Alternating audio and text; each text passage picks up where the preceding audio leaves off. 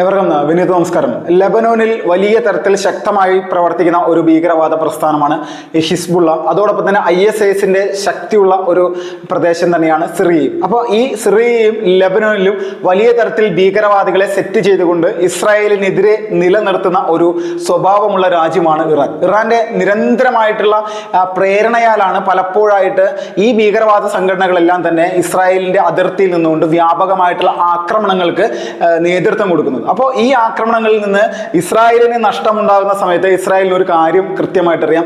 തങ്ങൾ ഈ ഭീകരവാദികളെ കൊല്ലുന്നതോടൊപ്പം തന്നെ ഇവരെ സ്പോൺസർ ചെയ്യുന്ന രാജ്യത്തെ കൂടി നശിപ്പിക്കേണ്ടത് തങ്ങളുടെ ഉത്തരവാദിത്തമാണെന്നുള്ള ഒരു നിലപാടാണ്. അപ്പോൾ സിറിയയിൽ തമ്പടിച്ചിരിക്കുന്ന ഇറാൻ സൈന്യത്തിന് നേരെ കൃത്യമായിട്ടുള്ള ഒരു വ്യോമാക്രമണം കഴിഞ്ഞ ദിവസം ഇസ്രായേൽ സൈന്യം നടത്തിയിട്ട് ഇറാന്റെ 2 സൈനികർ കൊല്ലപ്പെടുകയും 20ഓളം സൈനികർക്ക് ഗുരുതരമായിട്ടുള്ള പരിക്കേൽക്കുന്ന ഒരു സാഹചര്യം ഉണ്ടായി. മറ്റ് സൈനികർ മരിച്ചിട്ടുണ്ടോ എന്നുള്ളതിന്റെ റിപ്പോർട്ടുകൾ ഇറാൻ പിന്നെ പുറത്തുവിട്ടിട്ടില്ല. അങ്ങനെ പുറത്തുവിടുന്ന രാജ്യമൊന്നുമല്ല, ചൈനയെ പോലെയാണ്. വളരെ ദുഷ്ടരാജ്യങ്ങളാണ് ഈ പറയുന്ന ഇറാനെ പോലെയുള്ള രാഷ്ട്രങ്ങൾ. ലോകം മുഴുവൻ ഇസ്ലാമികവൽക്കരിക്കണം എന്നുള്ളൊരു കാഴ്ചപ്പാടോട് കൂടി മാത്രം നിലകൊള്ളുന്ന ഒരു ഷിയ രാഷ്ട്രം കൂടിയിട്ടാണ്. അപ്പം നമ്മൾ ഈ ഷിയകളെ പറ്റിയിട്ടൊക്കെ എപ്പോഴും കേൾക്കാറ് പാകിസ്ഥാനിൽ ഷിയ പള്ളിയിൽ സ്ഫോടനം നടത്തിയിട്ടുണ്ട്, അങ്ങനെയുള്ള ഒരു കലാപരിപാടികളെ സംബന്ധിച്ചുള്ള വാർത്തകൾ കേൾക്കാറുള്ളൂ. നല്ല വാർത്തകളൊന്നും ഇവരെ പറ്റിയിട്ട് ഇന്ന് വരെ കേട്ടിട്ടില്ല. അപ്പോൾ ഈ രാജ്യങ്ങളൊക്കെ തന്നെ ലോകത്തിന് തന്നെ ഭീഷണിയാവുന്നത് ഇസ്രായേലിന് മാത്രമല്ല. ഇപ്പോൾ ഇസ്രായേൽ സൈന്യത്തിന്റെ തിരിച്ചടിയിൽ കൃത്യമായിട്ട് ഇറാനൊരു വലിയ ആഘാതം സംഭവിച്ചപ്പോൾ ഇറാന്റെ അവിടുത്തെ സൈനിക മേധാവി ആർമി ചീഫ് തന്നെ പരസ്യമായിട്ട് പറഞ്ഞു 48 മണിക്കൂറിനിടയിൽ അല്ലെങ്കിൽ പൂർണ്ണമായിട്ടും ഇസ്രായേൽ ഈ ചെയ്തതിന് അനുഭവിക്കേണ്ടി വരും, ഞങ്ങൾ ഇതിന്റെ ശക്തമായിട്ടുള്ള തിരിച്ചടി ചെയ്യുമെന്നുള്ള രീതിയിലേക്കുള്ള ഒരു പ്രസ്താവനയൊക്കെ നടത്തി മുന്നോട്ട് വന്നിരുന്നു. പക്ഷേ ഈ പ്രസ്താവന വന്നപ്പോൾ തന്നെ ഇതിനെതിരെ ശക്തമായിട്ടുള്ള രീതിയിൽ പ്രതികരിച്ചിരിക്കുകയാണ് അമേരിക്ക പറഞ്ഞിരിക്കുന്ന ഒരു കാര്യം എന്ന് പറഞ്ഞാൽ ഇസ്രായേലിനെ ആക്രമിച്ചു കഴിഞ്ഞാൽ ഇറാനെ ഞങ്ങൾ തവിടുപൊടിയാക്കുമെന്നുള്ള രീതിയിലാണ്.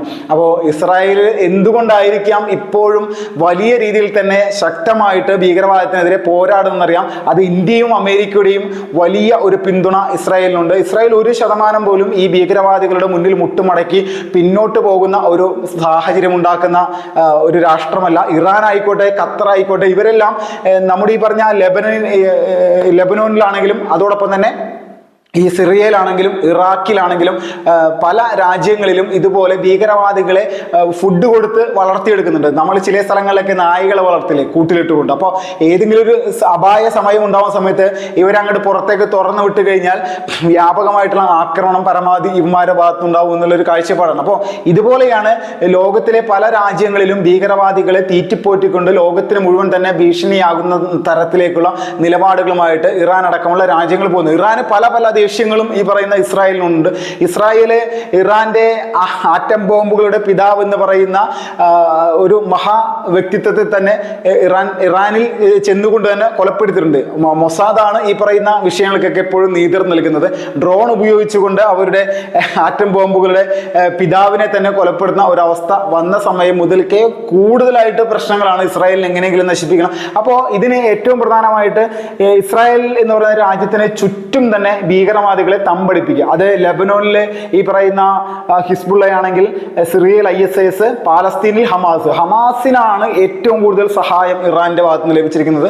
കോടിക്കണക്കിന് രൂപ ഹമാസിന് വേണ്ടി ഇവർ ചെലവാക്കിയിട്ടുണ്ട്. ഇവർ ചെലവാക്കുന്നത് ആയുധത്തിനും അതോടൊപ്പം തന്നെ ആയുധം സൂക്ഷിക്കാനുള്ള ടണലുകൾ ഉണ്ടാക്കുന്നതിന് വേണ്ടിയിട്ടാണ്. ഈ ടണലുകൾ ഉണ്ടാക്കുന്നതിനോടൊപ്പം തന്നെ ഈ തൊട്ടടുത്ത ഇറാന്റെ രാഷ്ട്രമായിട്ടുള്ള ഖത്തറും ചെയ്യുന്നത് ഇതേപോലെ തന്നെ ഒരു കലാപരിപാടിയാണ്. ഇറാൻ ആയുധം കൊടുക്കുന്ന സമയത്ത് ഖത്തർ പ്രധാനമായിട്ട് ചെയ്യുന്നത് അവിടെ പുതിയ ഹോസ്പിറ്റലുകൾ ഉണ്ടാക്കുക, ടണലുകൾക്ക് പ്രത്യേകമായിട്ടുള്ള സംവിധാനം, അതിലേക്ക് നൂതനമായിട്ടുള്ള മറ്റു കാര്യങ്ങൾ എത്തിക്കുന്നതിന് വേണ്ടിയുള്ള ഒരുപാട് പണം ചിലവാക്കുക. ഇതെല്ലാം ചെയ്തുകൊണ്ട് യുദ്ധം വരുന്ന സമയത്ത് സുരക്ഷിതമായിട്ട് ഹമാസ് ഭീകരവാദികൾക്ക് ഒളിഞ്ഞിരിക്കാൻ പറ്റുന്ന സ്ഥലങ്ങൾ പ്രത്യേകമായിട്ട് രൂപീകരിച്ചെടുക്കുക. അതിപ്പോൾ ഹോസ്പിറ്റലുകൾ, അൽഷിഫ പോലെയുള്ള ഹോസ്പിറ്റലിൽ രോഗികൾക്ക് പകരമായിട്ട് ഹമാസിന്റെ ഭീകരവാദികൾ തമ്പടിച്ചിരിക്കുന്നു. അതിന്റെ അടിയിലുള്ള ഭൂഗർഭ അറകളിൽ വലിയ തരത്തിലുള്ള ആയുധ ശേഖരങ്ങൾ ഒളിപ്പിച്ചു വെച്ചുകൊണ്ട് നമ്മുടെ ലോകത്തിന് തന്നെ കാണാൻ സാധിക്കാത്ത രീതിയിലേക്കുള്ള വലിയ ആയുധ സംവിധാനങ്ങൾ ഒരുക്കി ഇസ്രായേലിനെ നശിപ്പിക്കുക എന്നുള്ള നയത്തിലേക്ക് തീരുമ്പോൾ ഈ ആയുധപ്പുരയിലേക്ക് ആയുധങ്ങൾ നിറക്കുന്ന കലാപരിപാടിയാണ് ഖത്തറും ഇറാനും കൂടിയിട്ട് ഹമാസിന് വേണ്ടിയുള്ള സഹായങ്ങളിലൂടെ ചെയ്യുന്നത്. ഇപ്പോൾ പാലസ്തീൻ പ്രസിഡന്റ് പറഞ്ഞൊരു കാര്യമുണ്ട്, ഞങ്ങൾക്ക് ഹമാസുമായിട്ട് യാതൊരു തരത്തിലുള്ള ബന്ധമില്ല, ഹമാസ് ചെയ്യുന്നതിന്റെ ഉത്തരവാദിത്വം ഞങ്ങൾ ഏൽക്കില്ല എന്നൊക്കെയാണ് പറയുന്നത്. പക്ഷേ പാലസ്തീന്റെ പ്രസിഡന്റ് ചിന്തിക്കേണ്ട ഒരു കാര്യം, നിങ്ങളുടെ രാജ്യത്ത് ഇതുപോലെ ഒരു ഭീകരവാദ സംഘടന ആയുധം ഇതുപോലെ പരസ്യമായിട്ട് തന്നെ കൂട്ടി സെറ്റ് ചെയ്ത് വെക്കുന്നുണ്ടെങ്കിൽ, അതുമായി ബന്ധപ്പെട്ടുകൊണ്ട് നിരവധി ആയുധ പരിശീലന കേന്ദ്രങ്ങൾ സെറ്റ് ചെയ്യുന്നുണ്ടെങ്കിൽ, ഇതൊന്നും അറിയില്ല, ഇതിൽ നിന്ന് കൈ കഴുകാൻ എന്നുള്ള ഒരു തീരുമാനം എടുത്തു കഴിഞ്ഞാൽ അത് നടപടിയാകുമോ? ഒരിക്കലും നടപടിയാകുന്ന കാര്യമില്ല. അപ്പോൾ നമ്മളെല്ലാവരും മനസ്സിലാക്കേണ്ടത്, പാലസ്തീൻ യഥാർത്ഥത്തിൽ ഹമാസ് എന്ന് പറയുന്ന ഭീകരവാദ പ്രസ്ഥാനത്തിന്റെ ഒപ്പം നിൽക്കുക എന്ന് മാത്രമല്ല, പാലസ്തീൻ ഒരു ഭീകര രാഷ്ട്രമാണെന്നുള്ളത് യാതൊരു തർക്കമില്ല. പാകിസ്ഥാൻ ഒരു ഭീകര രാഷ്ട്രമാണ് എന്ന് നമുക്ക് അറിയാം. അതിന്റെ അപ്പുറത്തേക്കുള്ള ചിന്താഗതിയാണ് പാലസ്തീനുള്ളത്. പാലസ്തീന്റെ ചിന്താഗതി എന്ന് പറഞ്ഞാൽ, ഗാസ പോലെയുള്ള പ്രദേശങ്ങളിൽ 10-25 ലക്ഷത്തോളം ആളുകൾ സ്ഥിരമായിട്ട് താമസിക്കുന്ന ഒരു പ്രദേശമാണ്. അവിടെ ഓരോ കുടുംബത്തിൽ നിന്ന് ഓരോ കുട്ടികൾ ജനിച്ചു വീഴുന്നത്, ആണായിക്കോട്ടെ പെണ്ണായിക്കോട്ടെ, ഇത് മുഴുവൻ ഞങ്ങളുടെ രാജ്യത്തിന്റെ ക്ഷേമത്തിന് വേണ്ടി, മോചനത്തിന് വേണ്ടി ഞങ്ങൾ ഈ കുട്ടികളെ തീവ്രവാദ പ്രവർത്തനത്തിലേക്ക്, ഹമാസിന്റെ പോരാളികളാക്കാൻ വേണ്ടി വിട്ടുകൊടുക്കുന്നു എന്നുള്ള നിലപാടുമായിട്ടാണ് പാലസ്തീനിലെ ജനങ്ങൾ തന്നെ ജീവിച്ചു പോരുന്നത്. അപ്പോൾ ഇസ്രായേൽ ഇതിനെതിരെ കൃത്യമായിട്ട് ഇവരെ മുഴുവൻ നശിപ്പിച്ചുകൊണ്ട് തന്നെയാണ് മുന്നോട്ട് വരുന്നത്. ഓരോ തവണ യുദ്ധമുണ്ടാകുന്ന സമയത്തും ഓരോ വലിയ വലിയ പ്രദേശങ്ങൾ ഇസ്രായേലിന്റെ ഭാഗത്തോട് കൂട്ടിച്ചേർക്കും. പക്ഷേ ഈ തവണ ഗാസ പൂർണ്ണമായിട്ടും വളഞ്ഞ് ഇപ്പോൾ അവസാനമായിട്ട് ഖാൻ യൂനിസ് പട്ടണമടക്കം, അല്ലെങ്കിൽ ഹമാസ് തലവൻ, ഹമാസ് സ്ഥാപക നേതാവിന്റെ സ്വന്തം പ്രദേശം പോലും ഇസ്രായേൽ സൈന്യം പൂർണ്ണമായിട്ട് പിടിച്ചെടുത്തു. ഇവരുടെ ജിഹാദി ഭീകരവാദികളുടെ പാർട്ടിയായിട്ടുള്ള ഹമാസിന്റെ തന്നെ ഏറ്റവും പ്രധാന സംവിധാനങ്ങൾ, പാർലമെന്റ് പോലും പിടിച്ചെടുത്തു, അവിടുത്തെ കോടതി പിടിച്ചെടുത്തു. ഇവർക്ക് ശരീഅത്ത് കോടതിയാണ്, നമ്മുടെ നാട്ടിലുള്ള കോടതി പോലെ ഒന്നുമില്ല, ശരീഅത്ത് കോടതിയാണ്, ഇവരുടെ നയങ്ങളാണ്.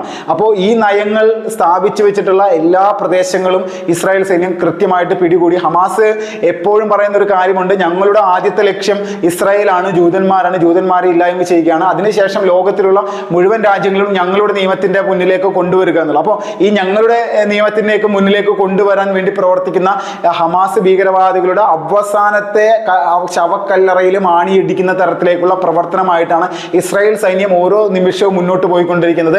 16,538 ആളുകൾ മരിച്ചിരിക്കുന്നു ഈ ഗാസയിൽ എന്നുള്ള ഒരു റിപ്പോർട്ട് കൂടി ഇപ്പോൾ പുറത്തു വന്നിട്ടുണ്ട്. അതിന്റെ വിശദാംശങ്ങൾ നമുക്ക് വൈകുന്നേരത്തെ വീഡിയോയിൽ കൃത്യമായിട്ട് നിങ്ങളുടെ മുന്നിൽ അവതരിപ്പിക്കുന്നതാണ്. അപ്പോൾ നമ്മൾ എല്ലാവരും ചിന്തിക്കേണ്ടത്, ഹമാസ് എന്ന് പറയുന്ന ഭീകരവാദ പ്രസ്ഥാനത്തിന്റെ പ്രവർത്തനത്തിന്റെ ഭാഗമായി നിലനിൽക്കുന്നവരും, അവരെ പിന്തുണക്കുന്നവരും, അവർക്ക് വേണ്ടി സാമ്പത്തികം ചെലവഴിക്കുന്നവരും, അവർക്ക് ബാക്കി എല്ലാ സഹകരണങ്ങൾ ചെയ്യുന്ന ആളുകളും, ഒളിത്താവളങ്ങൾ സൃഷ്ടിക്കുന്ന ആളുകളും എല്ലാവരെയും ഇസ്രായേൽ സൈന്യം തിരഞ്ഞു പിടിച്ച് നിങ്ങളും ഹമാസ് തന്നെയാണ് എന്നുള്ള നിലപാട് അവരെ മുന്നിൽ വ്യക്തമാക്കിക്കൊണ്ട് സ്വർഗത്തിലേക്ക്, ഹൂറിമാരുടെ അടുക്കിലേക്ക് പറഞ്ഞു വിടുകയാണ്.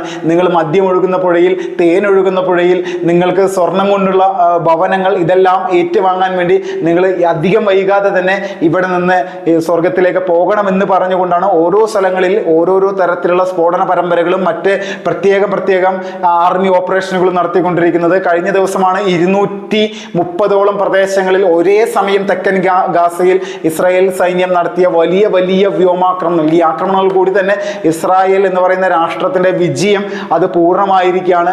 ഗാസ കീഴടങ്ങിയിരിക്കുന്നു, കരിഞ്ഞ് വെണ്ണീറായിരിക്കുന്നു. ഇനിയൊരു ഗാസ രൂപീകരിക്കാൻ പറ്റില്ല. ഗാസയുടെ പേര് പോലും മാറ്റാൻ വേണ്ടിയുള്ള തയ്യാറെടുപ്പുകളാണ് ഇസ്രായേൽ സൈന്യം എന്നുള്ള വാർത്തകളാണ് വരുന്നത്. നന്ദി, നമസ്കാരം.